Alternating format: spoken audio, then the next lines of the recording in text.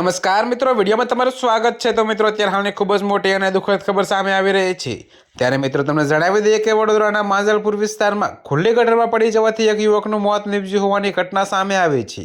તો મિત્રો, Manjalpur sports complex પાસે ડ્રેનેજ લાઇનની કામગીરી ચાલતી હતી, પણ ગટર ખુલ્લી રખાઈ હતી। જ્યારે યુવક ખુલ્લી ગટરમાં પડ્યો હોવાની જાણ થતાં ફાયર વિભાગની ગાડીઓ ઘટના સ્થળે પહોંચી યુવકનું રેસ્ક્યુ કરવાની કામગીરી હાથ ધરી હતી। જી હા મિત્રો, તો તમને વધુમાં જણાવી દઈએ કે જેમાં સ્થાનિકોએ સાથે મળીને દોરડા વડે યુવકને બહાર કાઢ્યો હતો અને હોસ્પિટલ ખસેડવામાં આવ્યો હતો, જ્યાં ડોક્ટરે યુવકને મૃત જાહેર કર્યો હતો। તો મિત્રો, પ્રાથમિક વિગતો મુજબ માંજલપુર સ્પોર્ટ્સ કોમ્પ્લેક્સ પાસે પાણીની ટાંકીની બહાર પાઇપલાઇન નાખવાનું કામ ચાલતું હોવાથી મોટી પાઇપોનો ખડકલો પડ્યો હતો। તો નજીકમાં લારીઓ પણ હતી અને અંધારું હોવાથી કોર્પોરેશનનું ચેતવણીનું બોર્ડ જોઈ શકાય તેમ ન હતું।